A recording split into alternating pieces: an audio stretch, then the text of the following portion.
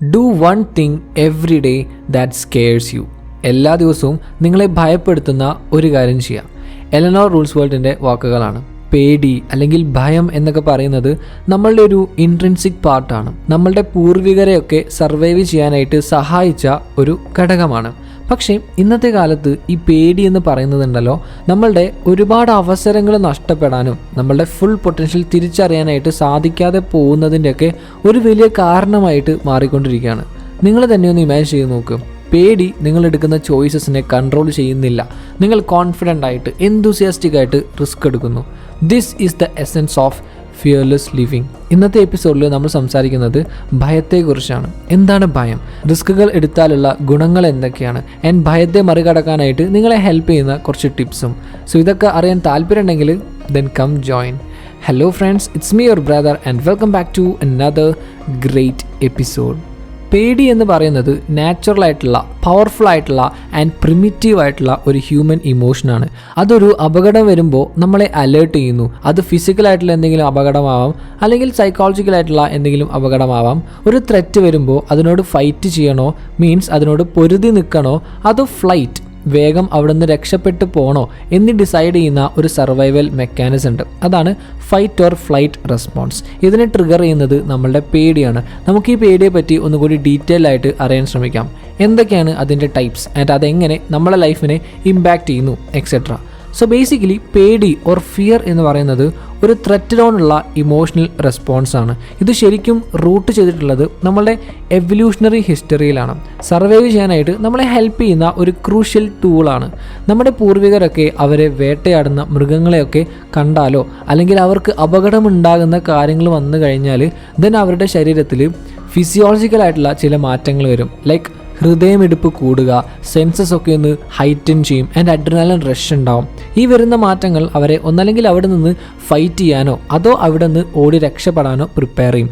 Depends on the situation. അതാണ് fight or flight response. ഒരു automatic റിയാക്ഷനാണ്. പക്ഷേ എല്ലാ പേടിയും ഒരേപോലെയല്ല. മെയിൻലി 2 ടൈപ്പ് പേടികളാണ് ഉള്ളത്. ഒന്ന് റാഷണൽ ഫിയർ, 2 ഇറാഷണൽ ഫിയർ. ഒന്നാമത്തേത് നോക്കാം, റാഷണൽ ഫിയർ. ഇതിനെ പ്രൊട്ടക്റ്റീവ് ഫിയർ എന്നും പറയും. സോ ഇതിനൊരു ലെജിറ്റിമേറ്റ് ആയിട്ടുള്ള ബേസിസ് ആണ് ഉള്ളത്. ഇത് ശരിക്കും നമ്മളെ അപകടത്തിൽ നിന്ന് പ്രൊട്ടക്റ്റ് ചെയ്യുകയാണ് ചെയ്യുക. ഫോർ എക്സാമ്പിൾ, ഉയരം പേടിയുള്ളത് കാരണം നമ്മൾ വലിയൊരു മലയുടെ മുകളിൽ നിന്ന് എടുത്ത് ചാടില്ല. നമ്മളെ അറ്റാക്ക് ചെയ്യുന്ന ഡേഞ്ചറസ് ആയിട്ടുള്ള ആനിമൽസിനെ പേടിയുള്ളത് കാരണം അതിൽ നിന്ന് അറ്റാക്ക് ഉണ്ടാവാതിരിക്കാനുള്ള പ്രിക്കോഷൻസ് നമ്മൾ എടുക്കും, അല്ലേ? സോ ഇതൊക്കെ നമ്മളെ പ്രൊട്ടക്റ്റ് ചെയ്യുകയാണ് ചെയ്യുന്നത്, സർവൈവ് ചെയ്യാനായിട്ട് സഹായിക്കുകയാണ്. എന്നാൽ രണ്ടാമത്തെ ടൈപ്പ് ഇറാഷണൽ ഫിയേഴ്സ്, ഇതിനെ ലിമിറ്റിംഗ് ഫിയേഴ്സ് എന്നും പറയും. ഇത് ശരിക്കും ഒരു ഡേഞ്ചറസ് സിറ്റുവേഷൻ കാരണം അല്ല ഉണ്ടാവുന്നത്. ഇത് കൂടുതലും സൈക്കോളജിക്കൽ ഓർ സോഷ്യൽ ഫാക്ടേഴ്സ് കാരണമാണ് ഉണ്ടാവുന്നത്. ഫോർ എക്സാമ്പിൾ, ഒരു സ്റ്റേജിൽ നിന്ന് സംസാരിക്കാനുള്ള പേടി, തോൽക്കുമോ എന്നുള്ള പേടി, സൊസൈറ്റി തന്നെ റിജക്റ്റ് ചെയ്യുമോ എന്നുള്ള പേടി. റാഷണൽ ഫിയേഴ്സിനെ പോലെ ഇത് നമ്മളെ പ്രൊട്ടക്റ്റ് ചെയ്യുകയല്ല ചെയ്യുന്നത്. പകരം നമ്മളുടെ ആക്ഷൻസിനെ ലിമിറ്റ് ചെയ്യാൻ അല്ലെങ്കിൽ നമ്മളെ ലൈഫിൽ പുറകോട്ട് വലിക്കാനായിട്ട് ഇത് കാരണമാവുന്നു. ഇനി ഈ പേടിയുടെ ഇമ്പാക്റ്റിനെ പറ്റി പറയുകയാണെങ്കിൽ, റാഷണൽ ഫിയേഴ്സ് നമ്മളെ പ്രൊട്ടക്റ്റ് ചെയ്യും ഒബ്വിയസ്ലി. എന്നാൽ ഇറാഷണൽ ഫിയേഴ്സ് നമ്മളെ പുറകോട്ട് വലിക്കും. അത് നമ്മളുടെ ഒരുപാട് അവസരങ്ങൾ നഷ്ടമാവാനായിട്ട് കാരണമാവും. ലൈക്ക് ഫിയർ ഓഫ് റിജക്ഷൻ കാരണം നമ്മളുടെ ഡ്രീം ജോബിന് അപ്ലൈ ചെയ്യാതിരിക്കുന്നത്, അല്ലെങ്കിൽ തോൽക്കുമോ എന്ന് പേടിച്ച് പാഷനെ ഫോളോ ചെയ്യാതിരിക്കുന്നത് എക്സെട്ര. അങ്ങനെ ദിവസങ്ങൾ കടന്നു പോകുന്തോറും നമുക്കിങ്ങനെ റിഗ്രറ്റും വിഷമവും ഒക്കെ വരാനായിട്ട് തുടങ്ങും. നമ്മളെപ്പോഴും ഈ കംഫർട്ട് സോണിൽ തന്നെയായിരിക്കും. ലൈഫിൽ ഗ്രോത്ത് ഉണ്ടാവില്ല. സോ പേടി എന്ന് പറയുന്നത് നമ്മൾ അഡ്രസ്സ് ചെയ്യേണ്ട ഒരു കാര്യം തന്നെയാണ്. ബിക്കോസ് അത് നമ്മളുടെ മെൻ്റൽ ആൻഡ് ഇമോഷണൽ വെൽബീയിങ്ങിനെ അഫക്റ്റ് ചെയ്യുന്ന ഒരു കാര്യമാണ്. ക്രോണിക് ഫിയർ ആൻഡ് ആൻസൈറ്റി ഒക്കെ insomnia, depression, weak immune system തുടങ്ങിയ ഹെൽത്ത് ഇഷ്യൂസ് ഒക്കെ വരാനായിട്ട് കാരണമാവും. ആൻഡ് ആൾസോ നമ്മളുടെ സെൽഫ് കോൺഫിഡൻസിനെയും ഇത് വലിയ രീതിയിൽ തന്നെ ബാധിക്കുന്നുണ്ട്. സോ പേടി ഓവർകം ചെയ്യാനുള്ള ഫസ്റ്റ് സ്റ്റെപ്പ് എന്ന് പറയുന്നത് അതിനെപ്പറ്റി മനസ്സിലാക്കുക എന്നത് തന്നെയാണ്. നമ്മളുടെ പേടി ഏത് ടൈപ്പാണ്, റാഷണൽ ആണോ അതോ ഇറാഷണൽ ആണോ എന്നൊക്കെ മനസ്സിലാക്കിയിട്ട് അതിനനുസരിച്ചുള്ള സ്റ്റെപ്സ് നമ്മൾ എടുക്കണം. ബാക്കി കാര്യങ്ങൾ പറയുന്നതിന് മുമ്പായിട്ട് ഒരു ചെറിയ കാര്യം പറഞ്ഞോട്ടെ. നിങ്ങൾ കീം എക്സാമിന് പ്രിപ്പയർ ചെയ്യുന്നവരാണെങ്കിൽ ദെൻ നിങ്ങൾക്ക് കോളേജ് ദോസ്തിൻ്റെ വാട്സപ്പ് ചാറ്റ് ബോട്ട് വളരെ യൂസ്ഫുൾ ആയിരിക്കും. ഇത് യൂസ് ചെയ്തുകൊണ്ട് നിങ്ങൾക്ക് കീം എക്സാമിന് വേണ്ട ഡോക്യുമെന്റ്സ് എന്തൊക്കെയാണെന്ന് അറിയാൻ പറ്റും. അതേപോലെ കീം എക്സാം കട്ട് ഓഫ്സ് അറിയാം, സീറ്റ് അലോട്ട്മെന്റിന്റെ ഡീറ്റെയിൽസ് അറിയാം. അങ്ങനെ കീമിന് ഹെൽപ്ഫുൾ ആവുന്ന കുറേ കാര്യങ്ങൾ ഇതിലുണ്ട്. കംപ്ലീറ്റ്ലി ഫ്രീ ആണ്. ലിങ്ക് ഡിസ്ക്രിപ്ഷനിൽ കൊടുക്കുന്നുണ്ട്. Back to video. റിസ്ക് എടുക്കുന്നത് നമ്മുടെ ലൈഫിനെ ട്രാൻസ്ഫോം ചെയ്യാനായിട്ട് സഹായിക്കുന്ന ഒന്നാണ്. നമ്മുടെ പേഴ്സണൽ ഗ്രോത്തിന്, റെസിലിയൻസ് ആൻഡ് ഒരുപാട് അവസരങ്ങൾ നമുക്ക് വരും. നമ്മളുടെ കംഫർട്ട് സോണിന് പുറത്തോട്ട് നമ്മളെ പുഷ് ചെയ്യും. സോ ഭയം ഓവർകം ചെയ്ത് റിസ്ക് എടുക്കുന്നതിൻ്റെ കുറച്ച് ബെനിഫിറ്റ്സ് എന്തൊക്കെയാണെന്ന് ജസ്റ്റ് ഒന്ന് നോക്കാം. Number 1, growth and learning. ഇത് വളരെ സിഗ്നിഫിക്കൻ്റ് ആയിട്ടുള്ള ഒരു ബെനിഫിറ്റാണ്. നമ്മളെ സ്വയം ചലഞ്ച് ചെയ്ത് പുതിയ സ്റ്റെപ്സ് എടുക്കാൻ തുടങ്ങുമ്പോൾ നമ്മൾ അഡാപ്റ്റ് ആവാനും പുതിയ സ്കിൽസ് പഠിക്കാനും ഒക്കെ ഫോഴ്സ്ഡ് ആവും. അങ്ങനെ വളരെ വാല്യുബിൾ ആയിട്ടുള്ള എക്സ്പീരിയൻസസ് നമുക്ക് ഉണ്ടാക്കാനായിട്ട് പറ്റും. ഇത് പേഴ്സണൽ ഡെവലപ്മെൻറ്റിന് വളരെ ആവശ്യമുള്ള ഒരു കാര്യമാണ്. നമുക്കറിയാത്ത നമ്മുടെ ഉള്ളിൽ ഒളിഞ്ഞു കിടക്കുന്ന പല ടാലൻസും കഴിവുകളും പുറത്ത് കൊണ്ടുവരാനായിട്ട് ഇത് സഹായിക്കും. നമ്മളുടെ ഹൊറൈസൺ എക്സ്പാൻഡ് ചെയ്യാനായിട്ട് പറ്റും. We can unlock a new life. Number 2, building resilience. റിസ്കുകൾ എടുക്കാനായിട്ട് തുടങ്ങിയാൽ അത് നമ്മളുടെ mental and emotional resilience build ചെയ്യാനായിട്ട് സഹായിക്കും. അതായത് നമുക്ക് മെൻ്റൽ ആൻഡ് ഇമോഷണൽ ആയിട്ടുള്ള പ്രോബ്ലംസ് വരുമ്പോൾ അതിനെ ചെറുത്ത് നിർത്താൻ അല്ലെങ്കിൽ പ്രതിരോധിക്കാനൊക്കെയുള്ള ഒരു കഴിവ്. നമുക്ക് ലൈഫിൽ ഒരുപാട് വീഴ്ചകളും തിരിച്ചടികളും ഒക്കെ ഉണ്ടാവും. അപ്പോൾ അതിനെ ഫേസ് ചെയ്യാനായിട്ട് റെസിലിയൻസ് വേണം. ഇപ്പോൾ ഒരു ബിസിനസ് മാൻ എടുക്കുകയാണെങ്കിൽ സ്റ്റാർട്ടിങ് ടൈമിൽ ഒരുപാട് പ്രോബ്ലംസ് വരും, ഫെയിലിയേഴ്സ് വരും. ബട്ട് ഓരോ പ്രശ്നങ്ങളെയും ഓവർകം ചെയ്ത് അത് ആ ബിസിനസ് മാൻ്റെ റെസിലിയൻസ് ആൻഡ് ഡിറ്റർമിനേഷൻ ബിൽഡ് ചെയ്യും. ആൻഡ് ഓവർ ടൈം ഇത് ബിസിനസ് ചലഞ്ചസിനെ മാത്രമല്ല പേഴ്സണൽ ചലഞ്ചസിനെയും ഫേസ് ചെയ്യാനായിട്ട് സഹായിക്കും. മൂന്നാമത്തേത് ഓപ്പർച്യൂണിറ്റീസ് ആൻഡ് സക്സസ്. ലൈഫിലെ കൂടുതൽ അവസരങ്ങളും നമ്മളുടെ കംഫർട്ട് സോണിന് പുറത്താണുള്ളത്. സോ റിസ്ക് എടുക്കുന്നതിലൂടെ നമ്മൾ ആ കംഫർട്ട് സോണിന് പുറത്ത് വരികയും ആ അവസരങ്ങളെ യൂട്ടിലൈസ് ചെയ്യാനായിട്ട് കഴിയുകയും ചെയ്യുന്നു. ഇല്ലെങ്കിൽ നമുക്കതൊക്കെ നഷ്ടമായില്ലേ. അതിപ്പോൾ ഒരു ജോബിന് അപ്ലൈ ചെയ്യുന്നതാവാം, ഒരു ബിസിനസ് സ്റ്റാർട്ട് ചെയ്യുന്നതാവാം, വാട്ട് എവർ. പലരും അവോയ്ഡ് ചെയ്യുന്ന റിസ്കുകൾ എടുത്തിട്ടാണ് വേറെ പലരും സക്സസ്ഫുൾ ആവുന്നത്. ഫോർ എക്സാമ്പിൾ, സ്റ്റീവ് ജോബ്സ് ഒക്കെ ഒരുപാട് റിസ്ക് എടുത്തിട്ടാണ് പല ഇന്നോവേറ്റീവ് ആയിട്ടുള്ള പ്രൊഡക്ട്സ് കൊണ്ടുവന്നത്, which eventually revolutionized entire industries. Number 4, overcoming regret. Risk എടുത്താൽ നമുക്ക് റിഗ്രറ്റ് കുറയ്ക്കാനായിട്ട് പറ്റും. പല ആളുകൾക്കും ഉള്ളൊരു പ്രശ്നമാണ്, ഷടാ അന്ന് എനിക്കത് ചെയ്താൽ മതിയായിരുന്നു, എന്നാൽ ഇപ്പോൾ സെറ്റായനെ എന്നുള്ള ഒരു ടൈപ്പ് പ്രോബ്ലം. സോ റിസ്ക് എടുത്താൽ, ട്രൈ ചെയ്ത് നോക്കിയാൽ നമുക്ക് പലപ്പോഴും ഈ റിഗ്രറ്റ് അവോയ്ഡ് ചെയ്യാനായിട്ട് പറ്റും. ആൻഡ് മേ ബി പല സമയത്തും നമ്മൾ വിചാരിച്ച പോലെ കാര്യം നടന്നിട്ടുണ്ടാവില്ല. ബട്ട് എന്നാലും അതിൽ നിന്ന് നമുക്ക് ഒരുപാട് കാര്യങ്ങൾ പഠിക്കാനായിട്ട് സാധിച്ചിട്ടുണ്ടാകും. ആൻഡ് അത് നമ്മളുടെ ഗ്രോത്തിന് ഹെൽപ്ഫുള്ളാണ്. And number 5, enhancing creativity and innovation. Risk taking എന്ന് പറയുന്നത് ഈ ക്രിയേറ്റിവിറ്റിയും ഇന്നോവേഷനുമായിട്ടൊക്കെ നല്ല ക്ലോസ്ലി ലിങ്ക്ഡ് ആണ്. നമ്മളുടെ കംഫർട്ട് സോണിന് പുറത്തോട്ട് വരുമ്പോൾ അത് നമ്മളെ ഡിഫറെൻ്റ് ആയിട്ട് ചിന്തിക്കാനും പ്രോബ്ലംസിനെ പുതിയ ആംഗിൾസിൽ നോക്കിക്കാണാനും ഒക്കെ ഹെൽപ്പ് ചെയ്യും. ഇത് നമ്മളുടെ ക്രിയേറ്റിവിറ്റിക്ക് വളരെ നല്ലതാണ്. ഇന്നോവേറ്റീവ് ആയിട്ടുള്ള കാര്യങ്ങൾ കൊണ്ടുവരാനായിട്ട് ഇത് സഹായിക്കും. സോ ഇപ്പോൾ നിങ്ങൾക്ക് റിസ്ക് എടുക്കുന്നതിൻ്റെ കുറേ ബെനിഫിറ്റ്സ് മനസ്സിലായിട്ടുണ്ടാവുമല്ലോ. സോ ഒന്നും നോക്കാതെ റിസ്ക് എടുക്കുന്ന കാര്യമല്ല പറഞ്ഞേ, ബട്ട് കാൽക്കുലേറ്റഡ് റിസ്കുകൾ എടുത്താൽ അത് നമ്മളുടെ ഗ്രോത്തിനും റെസിലിയൻസിനും സക്സസിനുമൊക്കെ ഹെൽപ്പ് ചെയ്യും. ഇനി നമുക്ക് എങ്ങനെ ഈ ഫിയേഴ്സ്, പേടികളെ ഓവർകം ചെയ്യണം എന്ന് നോക്കാം. Number 1, identify your fears. So പേടിയെ ഓവർകം ചെയ്യാനുള്ള ആദ്യത്തെ ടിപ്പ് എന്ന് പറയുന്നത് നമ്മളുടെ പേടിയെ തിരിച്ചറിയുക എന്നതാണ്.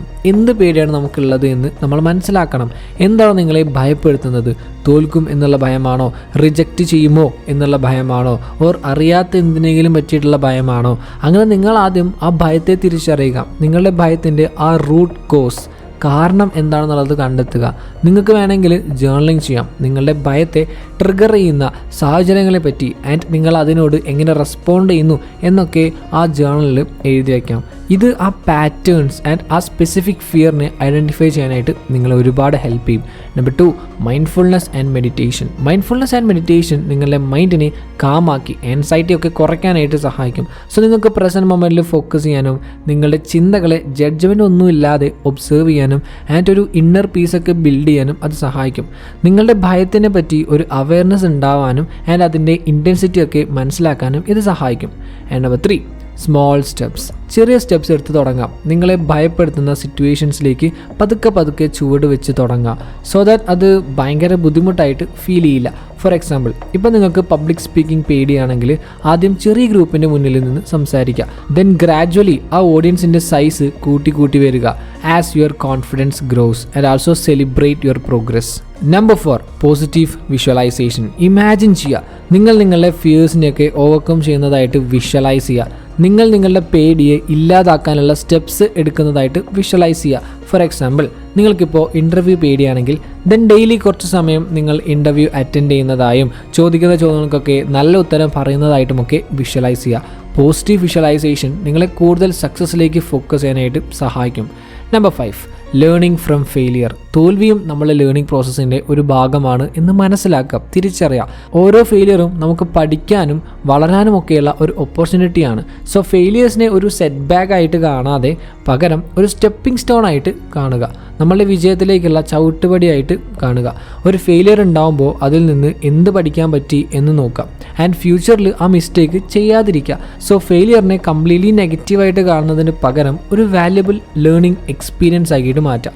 Number 6, seek support. നെക്സ്റ്റ് കാര്യം, നിങ്ങളെ സപ്പോർട്ട് ചെയ്യുന്ന ഫ്രണ്ട്സ് ആൻഡ് ഫാമിലിയുമായിട്ട് സറൗണ്ട് ചെയ്യുക എന്നതാണ്.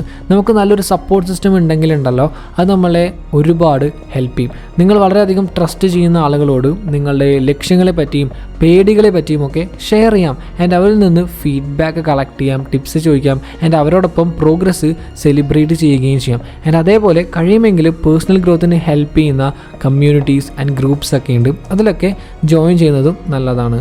And number 7, take action. നിങ്ങളുടെ പേടിയെ ഓവർകം ചെയ്യാനുള്ള അൾട്ടിമേറ്റ് ആയിട്ടുള്ള വഴി എന്ന് പറയുന്നത് ആക്ഷൻ എടുക്കുക എന്നത് തന്നെയാണ്. നിങ്ങൾക്ക് പേടിയുള്ള കാര്യങ്ങൾ നിങ്ങൾ എത്ര കണ്ട് ചെയ്യുന്നോ അത്രത്തോളം ആ പേടി മാറി കിട്ടും, കുറഞ്ഞു കിട്ടും. പിന്നെ ഭയത്തിന് നിങ്ങളെ കൺട്രോൾ ചെയ്യാനായിട്ട് കഴിയില്ല. സോ നിങ്ങളുടെ പേടിയുമായിട്ട് റിലേറ്റ് ചെയ്തിട്ടുള്ള സ്പെസിഫിക് ആൻഡ് അച്ചീവബിൾ ആയിട്ടുള്ള ഗോൾസ് സെറ്റ് ചെയ്തുകൊണ്ട് സ്റ്റാർട്ട് ചെയ്യുക. ക്ലിയർ ആയിട്ട് സ്റ്റെപ്സ് ആൻഡ് ടൈം ലൈൻ ഒക്കെ ഡിഫൈൻ ചെയ്തുകൊണ്ടുള്ള ഒരു ആക്ഷൻ പ്ലാൻ തയ്യാറാക്കുക ആൻഡ് ദെൻ കൺസിസ്റ്റൻ്റ് ആയിട്ട് ആക്ഷൻ എടുക്കാം. അത് ചെറുതോ വലുതോ ആയിക്കോട്ടെ, take action, keep doing it. Remember, courage is not the absence of fear but the willingness to act in spite of it.